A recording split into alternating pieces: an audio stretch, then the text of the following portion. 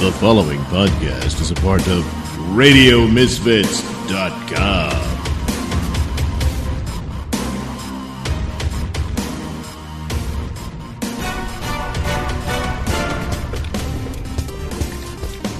And now it's time for the Mr. Nailsin Show.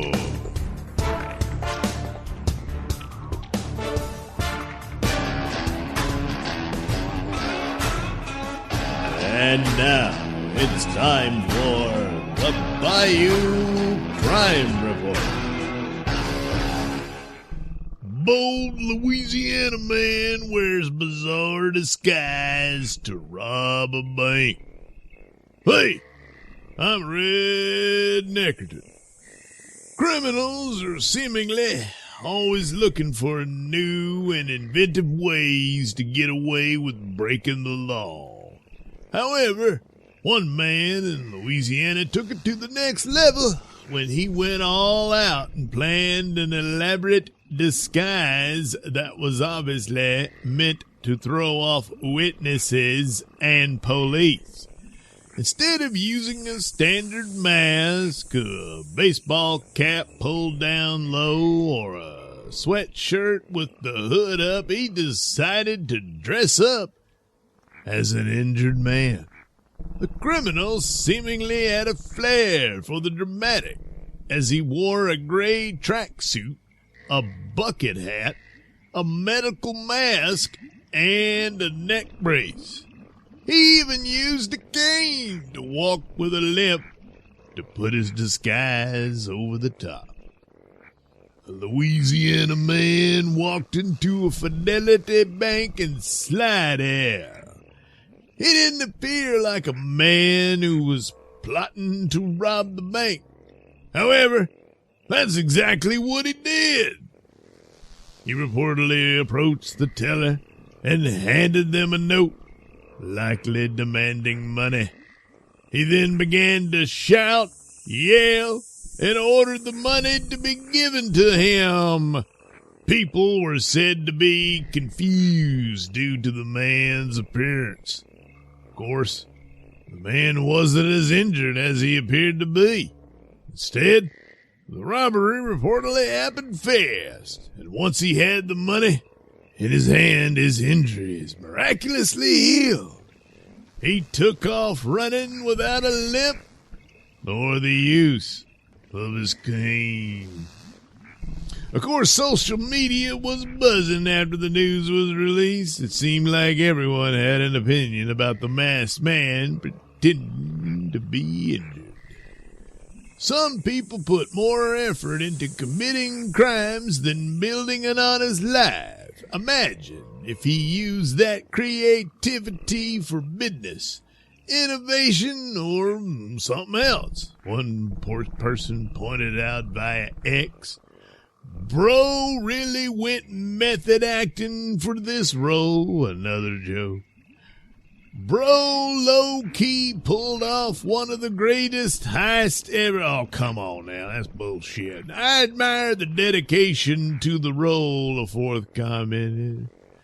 "I would have been suspicious from the start," another wrote. "You would, huh?" All right. Well, meanwhile, the man was eventually caught, thanks in part to a Louisiana canine unit. Yeah, dogs, they can sniff out bullshit from miles away. Anyway, he eventually surrendered after a standoff. He wanted to keep his family jewels in place, you know. The entire situation may seem like it was written for a dramatic television show or a Hollywood movie. Well, that may just happen. You never know. Anyway, however, this just goes to show that no matter how much you plan the perfect crime, there will likely still be consequences for your actions. Well, we'd like to think so, wouldn't we? I mean, this ain't much of a heist. He just had an interesting disguise, you know, pretending to be all injured and old and shit like that. And people just, "Oh, man, I don't want to stare. Poor bastard, but for the grace of God," and all that.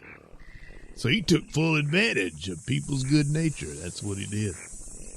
Other than that, Well, there ain't much to this, and besides, he got caught quick. So, the greatest heist ever, get out of here. There's other heists that happen, and them bastards ain't never been caught. So, I think those are a little bit higher on the echelon of crimes than this is.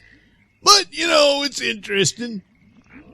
And, not too long after Halloween, he must have been trick-or-treating and thought, hell, I got myself an idea. Maybe that's how it all unfolded. Maybe that was the inspiration. Whatever, he tried. It didn't work. Now he's in jail. And good riddance. For the Bayou Crime Report, I am Red Neckerton, reminding you to keep your goddamn holes clean. The Bayou Crime Report is a presentation of Nailsin Productions.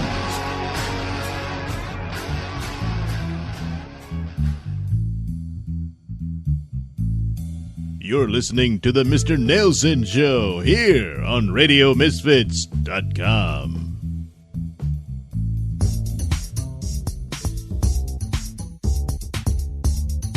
And now it's time for I Can't Even with Lefty Tuddington.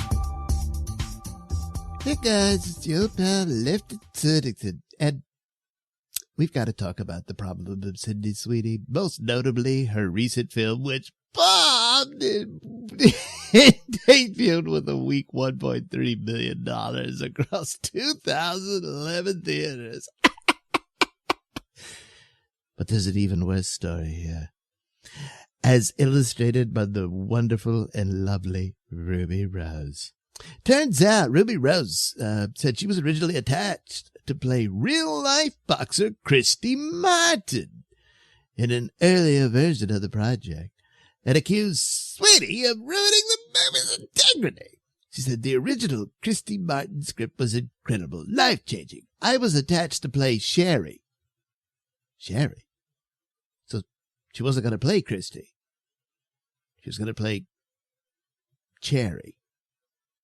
Well, all right, so a little misstep here in the article. But so she continues, everyone had experience with the core material, and this is so important. Most of us were actually gay. That's right. That's right. It's a story about a woman of the LGBTQIA plus community. That's right. Which Sydney is most certainly not. She says it's part of why I stayed in acting. Losing roles happens all the time. But then Rose went on to criticize Sweeney some more. She says none of the people want to see someone who hates them parading around pretending to be us. You're a cretin, and you ruined the film, period. Christy deserved better. Yes, she deserves someone who understands her kind. But little SS, that's right, those are her initials. Coincidence? You tell me. But, after everything she's done, she did that blue jeans ad. Come on, it was all about eugenics. And turns out she's a registered Republican. That's right. So obviously, she's homophobic. I mean, come on, case closed. But, okay, so the people came at Ruby, and there was a little misstep, and I got to admit, I didn't know this either, but, through Ruby's dialogue, we all learned. It seems shortly after she made that post, Ruse walked back the use of cretin, saying she didn't realize it was considered ableist. I didn't either, but again, need I stress? Thank you, Ruby. Thanks to you and your honesty. Well, speaking your truth, we learned something today. So, hey, she knows when she's made a mistake and she takes an effort to correct it. And of course, once again, educating all of us, including me. Unlike somebody I know, some Miss Little SS. That's right. That's right. So she responded. She said, fuck, cretin is an ableist term? See, it's innocent. She didn't know. I thought it meant creature in Old English. That's That wasn't my guess. I didn't really know what it meant, but I would have thought so. But anyway, I regret writing that and should have just said psychopath. That's right.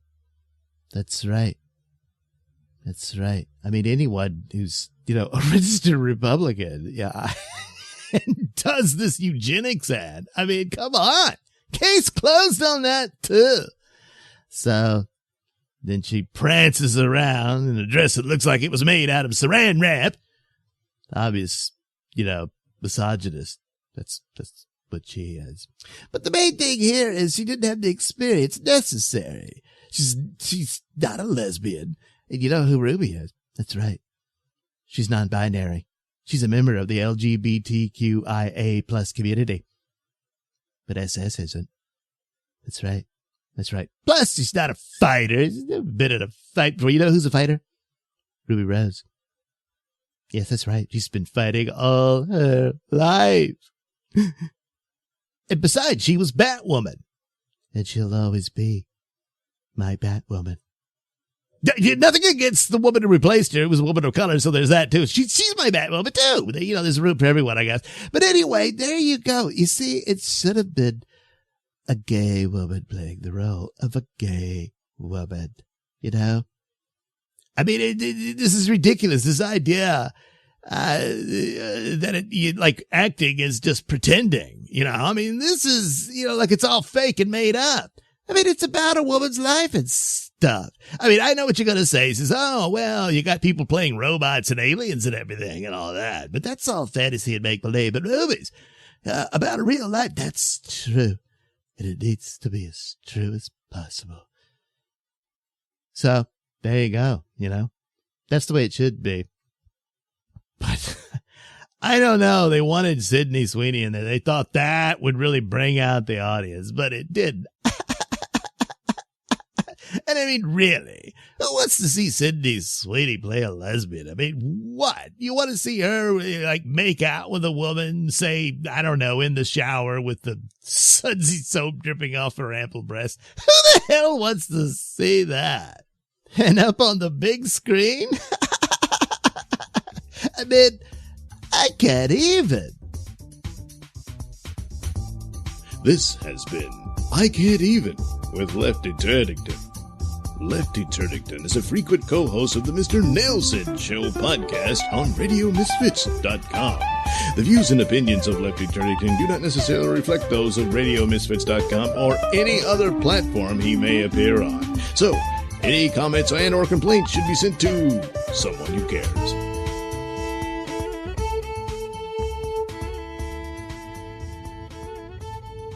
Is the 3I Atlas Comet in reality an alien probe from beyond the solar system?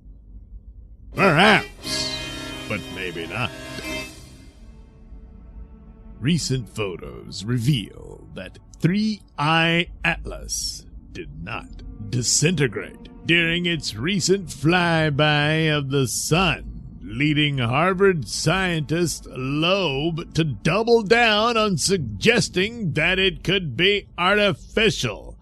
Although other space experts had their doubts. The photos, snapped on November 11th, 2025, by the Nordic Optical Telescope in Spain's Canary Islands, show that the entity continues as an active single body with no evidence for breakup following the recent perihelion passage. A perihelion passage is a point in a celestial body's orbit when it's closest to the sun. Loeb, who previously floated the theory that Atlas could be fragmenting, argued that this made the natural comet theory seem unlikely. He claimed that the cosmic body's gargantuan jets suggested a mass loss rate too high for something of 3I Atlas's size to remain intact, were it an organic ball of gas and ice. The surface area required to account for the mass flow in the large-scale jets extending out to 1 million kilometers towards the sun in an image obtained is untenable. the researcher said, given the solar power per unit area, the jets require an object larger than Manhattan Island. He added, a large surface area can be provided by breaking up the object into many fragments, but this does not appear to be the case from the latest image obtained by the Nordic Optical Telescope.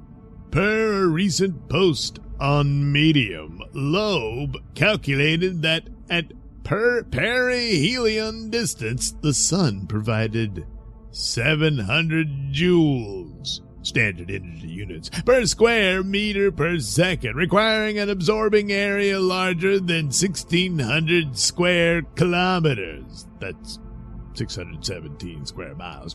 That's much bigger than we expect for the size of the object based on the data we had from the Hubble telescope back on July 21st. He declared in the Medium essay that the above numbers were untenable for 3I Atlas as a single body that maintained its integrity and did not break up into numerous fragments. Loeb also claimed the photos showed an anti-tail that pointed toward the sun rather than away, as is typical of comets.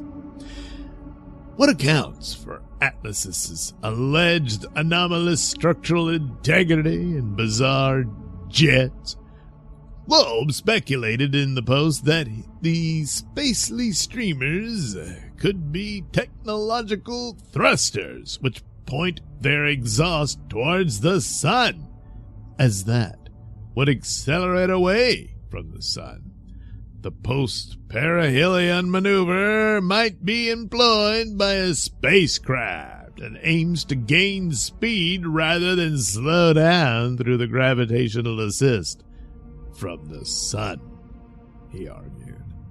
In a previous blog, he explained that so-called extraterrestrial rocket boosters would allow Atlas to remain intact during perihelion, as they'd require much less loss of mass to produce the observed jets around 3I Atlas. However, other space experts have thrown cold water on Loeb's theory, claiming that 3I Atlas is exhibiting natural cometary behavior. The fact that 3I Atlas did not disintegrate is exactly in line with what I expected to happen, said Michigan State University astronomy professor Daryl Seligman. He based this assertion on the size of Atlas's nucleus, which he said was around 1 kilometer. Since our evidence based on Hubble Space Telescope, the observation is that it's less than a few kilometers, although still pretty large for a comet.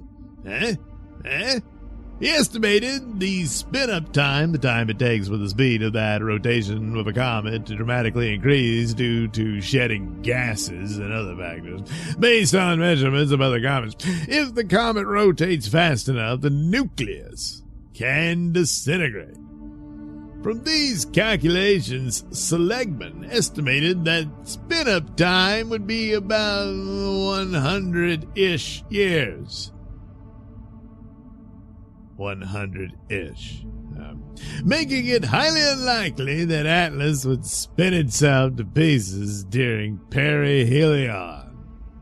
Even if it did rotate out of existence, this wouldn't necessarily be an indication that Atlas was artificial.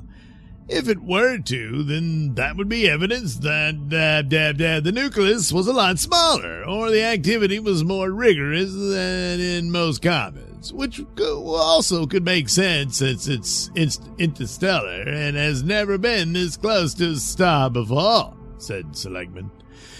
So I at one point looked in it to see if we could expect a disintegration event and decided it was pretty unlikely based on the spin-up time associated with most comets. On October 24th, 2025, the Meerkat radio telescope in South Africa provided yet another clue supporting Atlas's cometary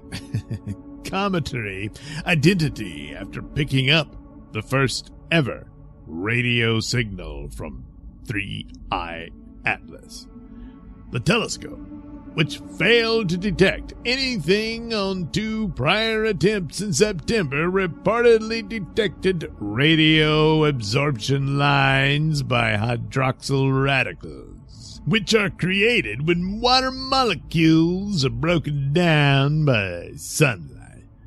This suggests that Atlas is a comet that's losing water when flying by the sun and not an alien entity.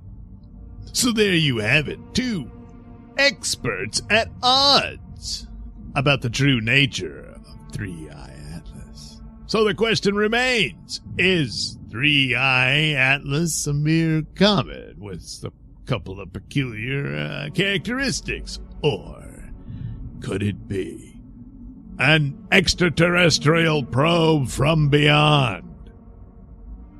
Perhaps, but maybe not. So we're all definitely here? I'm not dreaming this? Oh, God, what is that? I don't know. It damn sure isn't our horn. It's not just a horn this time, it's a light. Yeah, there's something familiar about it. Well, let's go take a look.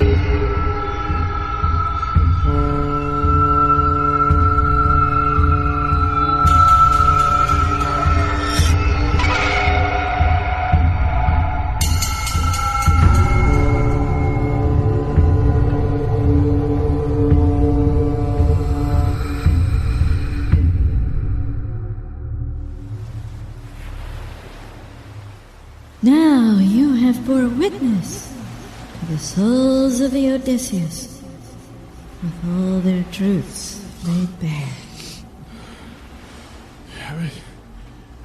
How were we able to see all that? I mean, in the ship all at once.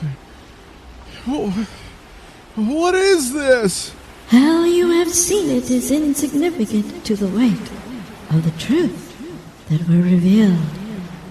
Truths? But you mean the fact that they've all made mistakes, that they're flawed, and they feel really guilty about it, and it's made a mess of their lives and stuff? I mean that's just about everybody. No, Mackenzie, not everybody.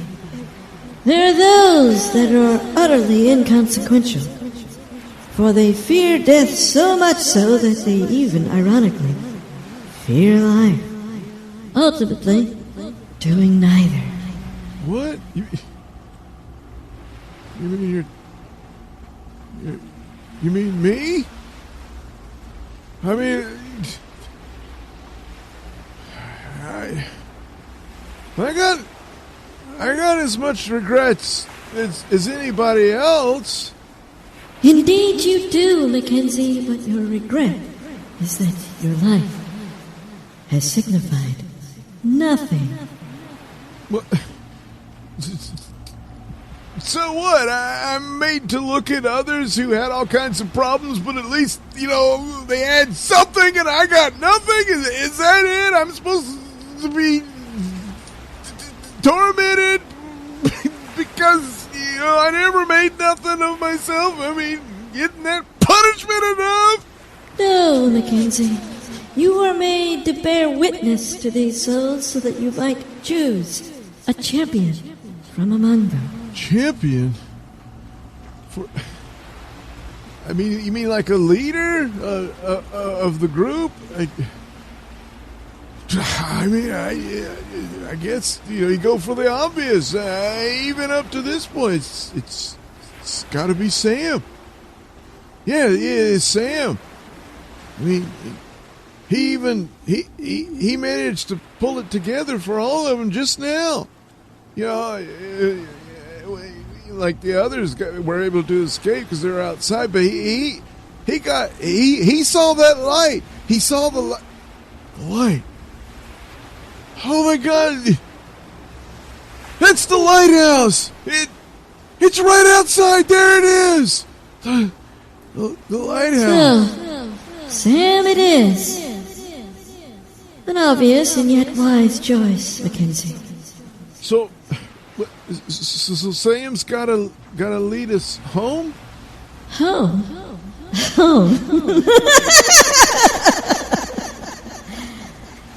Sam must meet the challenge, Mackenzie. The challenge? What are you We can't go home. I mean, Alba, are we all dead? Like you, Alba? Alba. Poor sweet Alba. Alba? What? Who are you? I am the ancient mother of the true heirs of this world. We were judged unworthy and replaced by man. So I have challenged that judgment and proposed this trial of man to prove man unworthy, so that my children may rise again to claim their birthright. Ancient mother. I don't understand. Look outside. Look outside and behold my true self. Outside? Outside? Oh my God!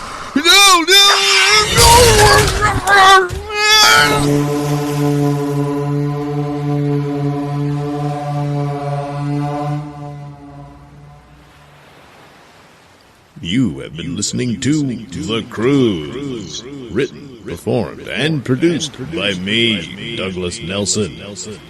Any and all music is courtesy of Kevin MacLeod and other public domain and copyright-free sources.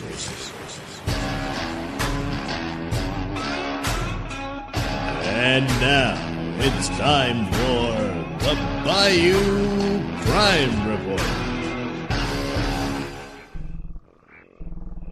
2 women arrested in connection with massage parlor investigations in Mandeville and Covington.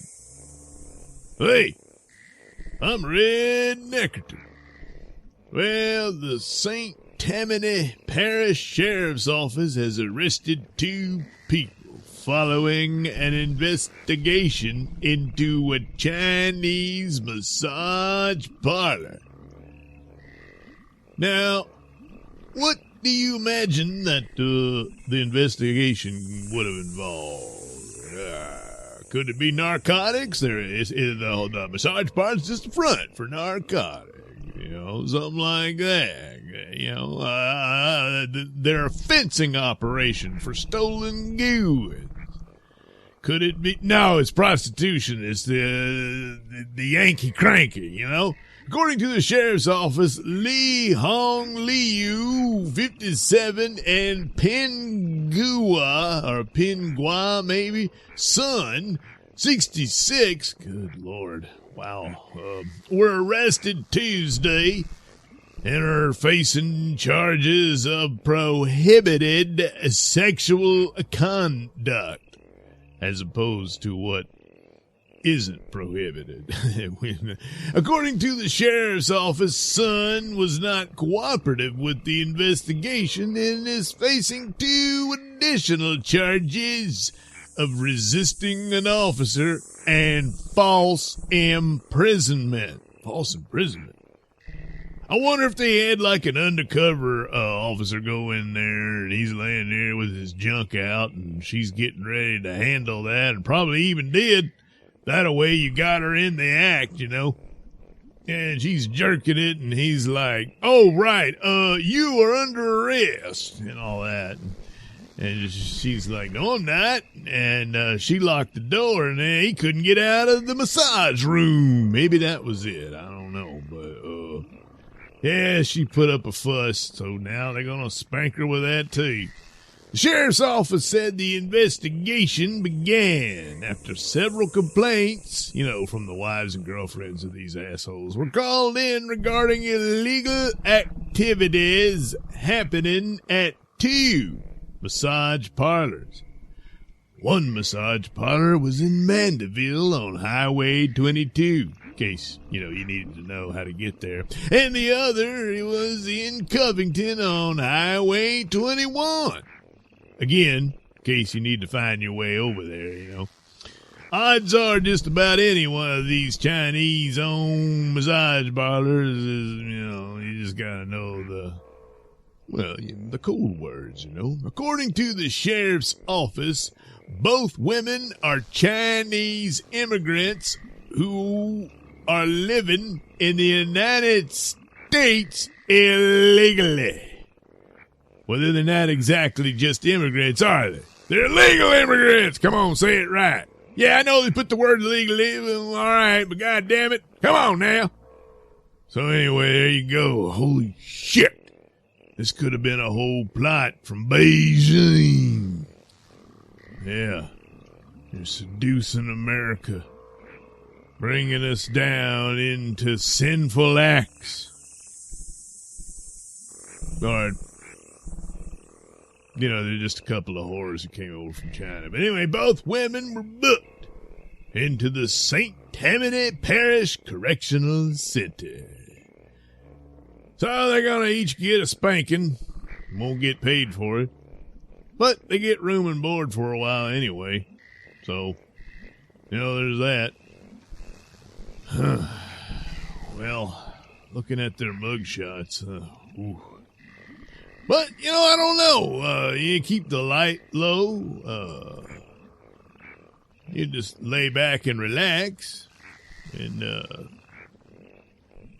you take care of business. I don't know. That'd be an alright deal. But, you ain't supposed to do that. And, of course, the wives and girlfriends found out and called it in. So there you go. I guess that's it for those massage parlors for, a week or two, Then it'll be back to business. Anyway, for the Bayou Crime Report, I am Red Neckerton, reminding you to keep your goddamn holes clean. The Bayou Crime Report is a presentation of Nailsin Productions.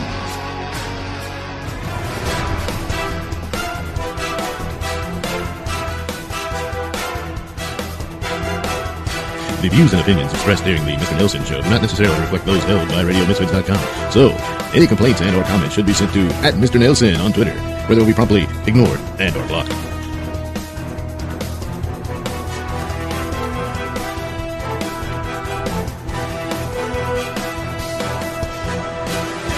And, not too long after Halloween, he must have been trick-or-treating and thought, hell, I got myself an idea. Maybe that's how it all unfolded. Maybe that was the inspiration. Whatever, he tried. It didn't work. Now he's in jail. And good riddance.